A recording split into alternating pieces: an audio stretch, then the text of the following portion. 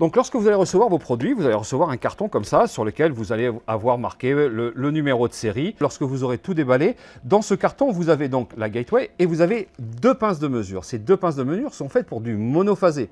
Si vous êtes chez un client qui est en triphasé, pensez à commander 4 pinces complémentaires. Il vous en faudra une pour chaque phase sur la consommation, une pour chaque phase sur la production.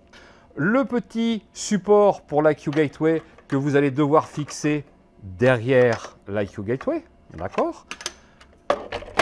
Une série d'étiquettes qui sont très importantes et la fameuse IQ Gateway ou passerelle de communication ou Envoy selon la terminologie que vous souhaitez.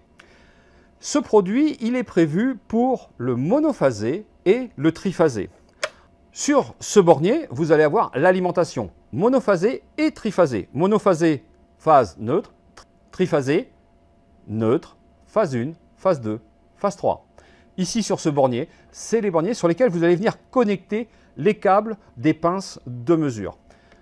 Pour rappel, les câbles des pinces de mesure viennent se fixer le blanc devant, le bleu derrière. Respectez bien cet ordre-là.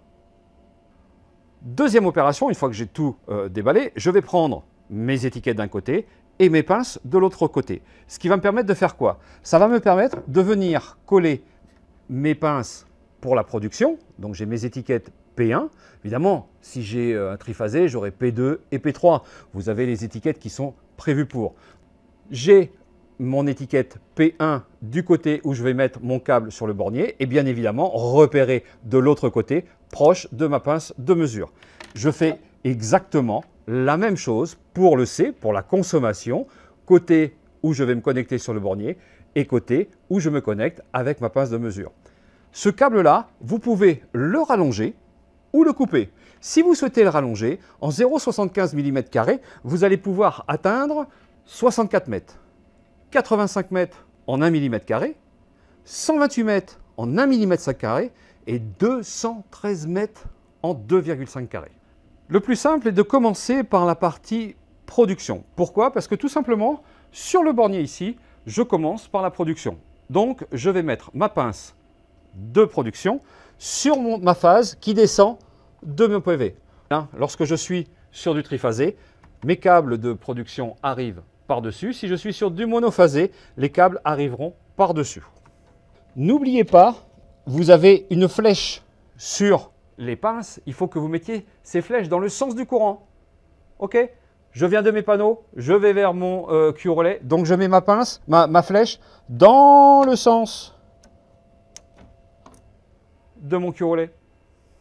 Et là, je vais connecter donc mon bleu sur le bornier arrière et le blanc sur le bornier de devant.